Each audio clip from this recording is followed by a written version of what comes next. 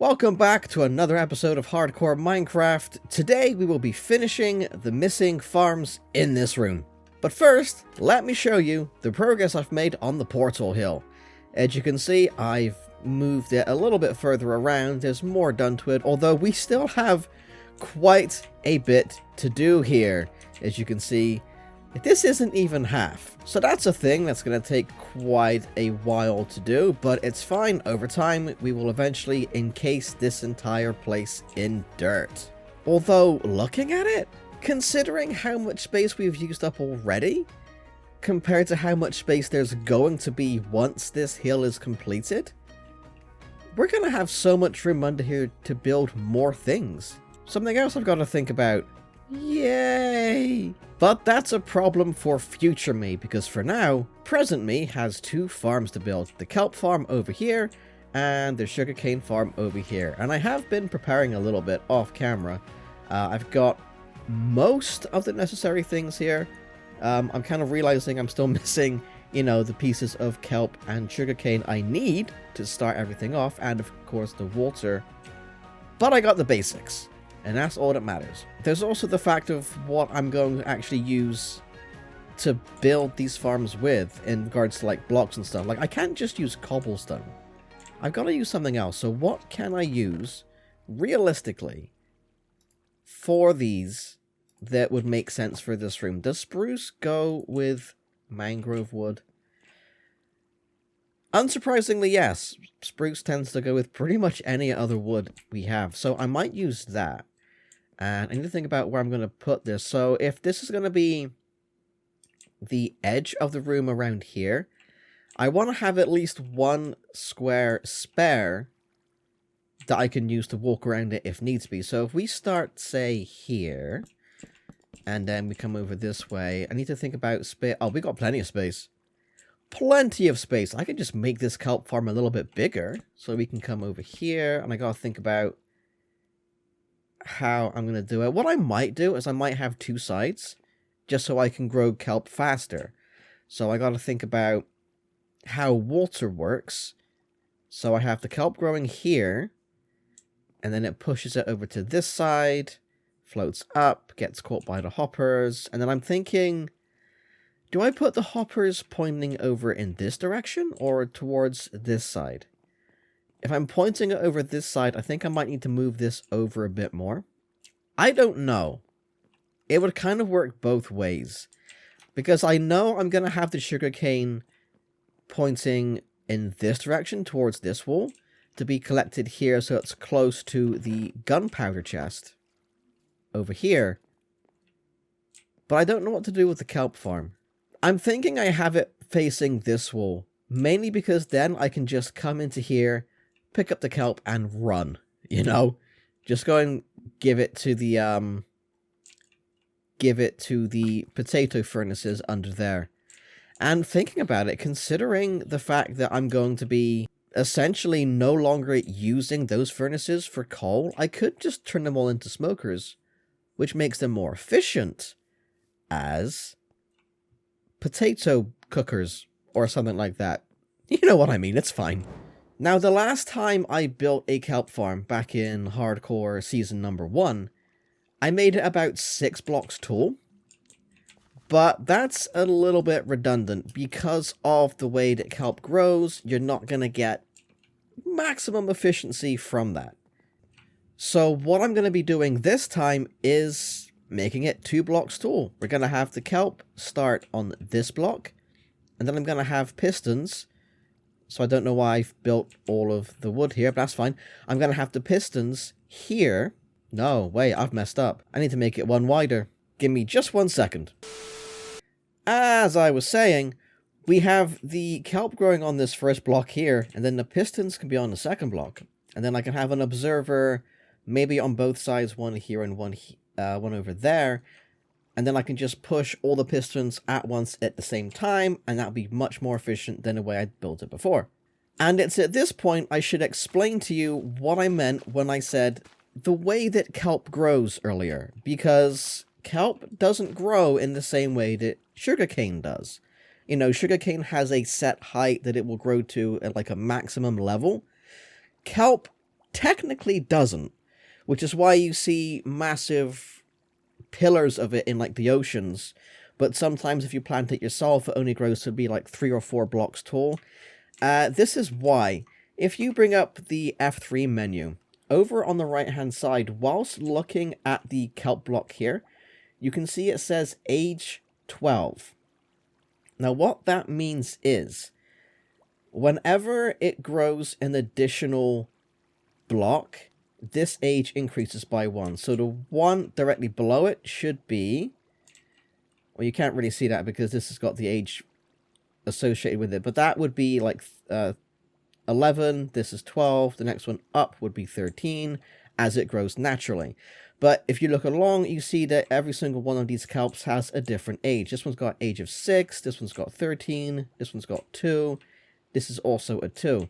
Now, kelp grows to a maximum age of 25, but you can extend that by coming over to any of the kelp, it doesn't matter which one, and removing one of the blocks. Now, you'd think, traditionally, getting rid of this age 12 kelp block would mean that that just goes back to 11. But that's not always the case. If we get rid of this, and then we look, that's changed to 18. That now is a completely random, different number. And if we put this one back on top, that's now 20. It's completely random, that's now 10, 23. So this is only going to grow 2 more blocks. And the way that you continuously get kelp to grow is wait until it reaches age 25, and then just remove the topmost kelp block. And then hopefully you'd get one which is maybe like age 2 underneath it. And that's how you continuously get kelp to grow. The reason why the first kelp farm I made was so inefficient is because there were times where randomly it would change the first block, the bottommost one, to be something like age 23, age 24, and then it would only grow 1 block. Whereas having it change to this kind of system, what instead happens is the bottom block, I hope, I'm not 100% sure, the bottom block can never be age 25, so it will always grow at least 1.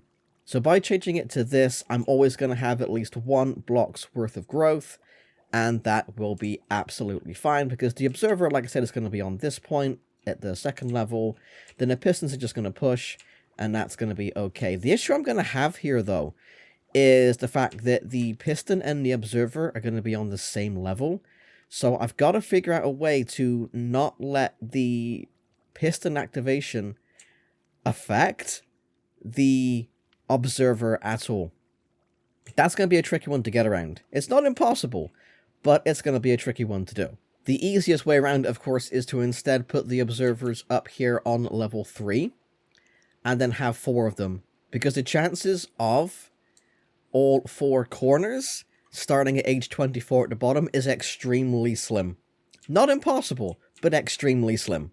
Spoiler alert, I've opted for the easier choice, because I could probably have worked out the redstone needed to do what I wanted to do with the piston, not activating the observer, but honestly, the amount of space it would have taken up over on this side might not have left much room for the sugarcane farm, so we opted for the easier option, where the redstone is literally just this. It comes from the observer, out the back, into the repeaters, then it just triggers every single piston that we have. So if I was to place this kelp piece right here, everything goes flying. And we get a bunch of nice, wonderful, freshly pistoned kelp. But we're not finished here yet, because we do still need to build the collection system for this, where all of the kelp goes into hoppers and then gets fed down into a single hopper over on this side, which feeds into a furnace, which burns it and turns it into dried kelp, because that's what we need. And here we have our finished kelp farm, which has needed to be slightly modified, as you can probably see, because I forgot how water works in this game. I thought that I could just have the hoppers kind of be at the same level is these glass blocks here, just set back and it'll be fine, but you kind of have to have the water flow down into them, which is what we've done. Let me just come up here so you can see what I'm talking about. I have to get rid of these blocks a little bit. So there we go. You can see that the water kind of flows like so, and any kelp that shoots up to the top of here gets fed down over the top of the hoppers, which is when they get fed all the way down here into this furnace right here. I haven't started burning any yet because I've only got 1 piece of coal on me, and that would do 8 pieces, and I really would like to do 9 to show you what I mean about the kelp blocks. But I want to let it build up a little bit more first. Get a bit more kelp in the system, then I can actually do it properly. But having to modify this is actually a bit of a blessing in disguise. It was annoying when I kind of realized, oh god, I have to go through and change this now. But it has helped me make a decision about what I'm doing with the roof of this room, and just this room in general. You may remember I was kind of on the fence about whether or not I was going to have the roof be this tall all the way across, or have it go all the way up to here once it kind of cleared this column. But considering what I've had to do with this kelp farm, I think I might just have the roof at this level. Like, change these to something else. These don't need to be glass blocks. These are just here so I could check and see what was going on at the back of the farm there. But I can change them for anything else and it's absolutely fine. What I can also do now, because this kelp farm is twice the width that I had originally planned it to be, I can use this as an excuse to move this door from here further along than what I had planned originally, to about here, to about this point here. Clean all this up, and then move these, the furnace, the chest, and the crafting bench, move these forward a couple of blocks, and then I can just section off this entire back part of this room here, similar to what I've done with the mob farm behind here. Like, we all know that there's empty space behind there that I'm just not touching with a 10-foot pole. I can do the same thing with this portion of the room. I can have a wall come all the way across. I can have the sugarcane farm be here as well. Put glass at the front, similar to what I have with the kelp here, so you can see what's going on, but otherwise just completely section this off. And this makes me glad that I didn't centralize these chests, because I was thinking about putting them in the middle of the room here. But I'm glad I didn't, because now they can just stay where they are. They can just stay right there and it'll look perfectly fine. So that's a bit of a happy accident right there. Next up on the agenda is, of course, the sugarcane farm itself. And I'm also going to try and build this one a little bit different, because there's always been one aspect of the traditional sugarcane farm that's kind of annoyed me. And I'll show you what I mean. If I have all the parts I do, I'm going to need a redstone torch, though, very quickly. Let me just grab you from there. Okay, so the way sugarcane farms usually work is you have the pistons over here, like so, and then you have the water flowing in this direction, and then of course you have the sugarcane planted here, and it goes up to the third section. I'm just gonna have to quickly come up here and do this. That will do, like that. I've done this wrong already. Okay, pretend these pistons are 1 block higher. Pretend they're 1 block higher. And what usually happens is you have the situation where, of course, the pistons are linked to an observer or like a timing system, something like that. And what typically happens is you have the redstone linked up over all of these blocks like this, similar to what I've done with the kelp farm just there. And the way it works is you'd have like an observer, say, up here, looking to see when it reaches 3 blocks high, and then it triggers a mechanism and it fires the pistons, like so. Now, can you see the issue? Ignore that one up top because it'll be enclosed. Can you see the issue here?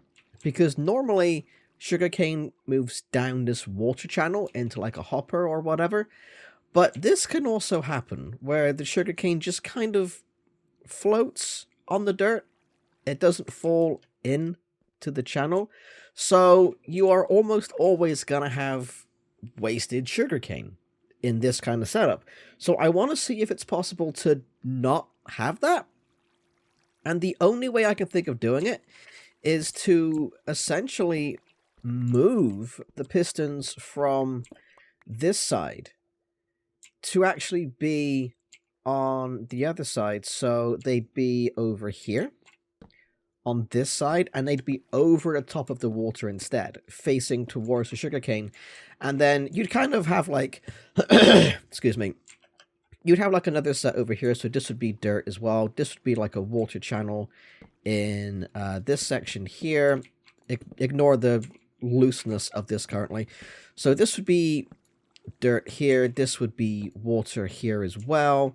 And what I'm imagining is having underneath this like a rail system with a hopper minecart that then picks up all the sugarcane from these blocks instead of hoping that most of them land in the water. That's my idea. How effective that's going to be, I don't know. I mean, it should be 100% effective. Of course, we're going to have to move the pistons up a block because we don't want to just remove every block of sugarcane, because then that means it only works once. So I'm going to have to dig this out, which means, once again, I'm going to have to deal with the water. Oh god, the water. But it should be fine. Once I kind of know how big I'm making this, and I think I can go right up to the edge of here, if I'm actually just encasing all of this. If I'm closing all of this off, then I can just move everything right up to the edge of the kelp farm, and then bring it all the way over to this side for the same reason, and we should be good, which means we should get quite a lot of sugarcane here. So I ended up building this kind of in the reverse order of what you're supposed to do with it, because normally when you build any kind of contraption that involves a minecart collection system, you're supposed to build the minecart first and then kind of go up from there, so you know you have enough space to work with. But I did this in the other way. I kind of did all the sugarcane first and then built downwards. So building this was slightly cramped to do, which is honestly why the collection system over here is the way that it is, and I'll get to that in just a second. So the way this works is we have a minecart with a hopper on, which just goes round and round and round and round in a circle. And then when it gets over to here, it will drop any sugarcane it holds into this hopper, which is being fed into a dropper just there. The reason why I keep stepping back is because I don't want to accidentally end up stopping the minecart, because I'm not 100% sure what the hitbox is on this, or how it works with player interaction. Because I know you can stand in front of it, stop it, and then push it that way, but I don't know if standing off to the side will count. I don't want to test that theory at this point, because I kind of had a bit of an issue trying to get this to move in the first place. I had to have a block next to a powered rail here so I could push the cart forward and then do a whole bunch of stuff. It's a whole story in itself, so that's fine. So the way this is going to work, like I said, is this is going to drop all of its sugarcane into this hopper, which is going to go into this dropper, and then the dropper is linked up to a very tiny redstone circuit, which pulses whenever something goes into it. So the idea being that whenever something gets put into there, it will fire it upwards into a water channel that I'm going to finish doing now, once I get another piece of water. It's not going to fly up because you need a bubble column for that. And I think it's a bit weird using a bubble system for basically one block, so I'll just have it float up naturally, which almost every entity does. And then it will flow down here into this hopper, which will feed into another hopper behind this block, right there. Then I'll put a double chest here, and then every single piece of sugarcane should end up there. Once I've got this whole thing finished and rigged up with glass across the front, maybe an observer or two on this side. I'm not going to do all 4 because that's a bit redundant here. And then we're going to be able to go from there. So that's basically it. That's how this is going to work. All I need to do at this point is just finish things up a little bit, tidy up all the front, finish up the water channel, and then we will be good to go. And this is the mostly finished product. All we have to do is tidy up this corner bit here and kind of figure out exactly where this roof's going to go. But this is done. So I need to, first of all, put all these 2 high. 1, 2, like that. Then I'm going to have to remove all of these. Make these all 2 high, like that, and then empty out this chest, and then I'm going to have to block these off so nothing can come over the side, and then same with this. Now, when I place this last piece of sugarcane, we should get 1, 2, 3, 4, 5, 6, 7, 8, 16 pieces. Eventually, once it's gone round the cycle a couple times, we should get 16 pieces, maybe 17 because of the one that I placed, should end up here eventually. It'll take a bit, let's not forget, but we should end up with 17 pieces here once everything is said and done.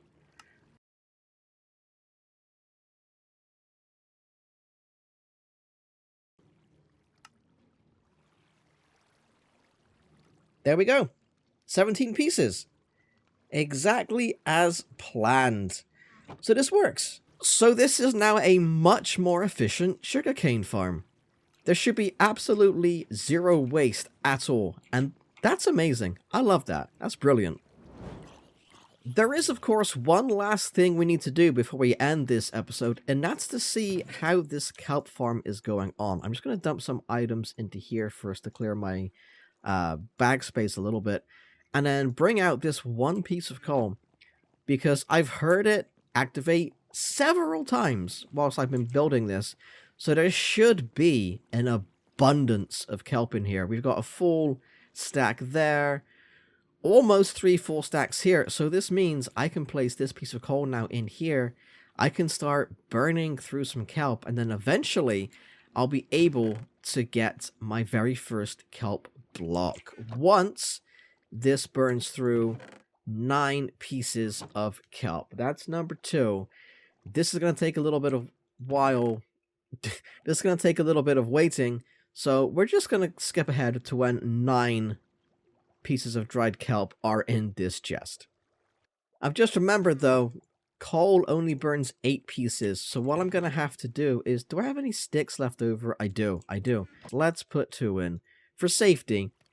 And I swear, if it turns out... Oh no, we're fine. The recipes come up. I was going to say, if it turns out we only need 8, I'm going to be upset. So there is our dried kelp block.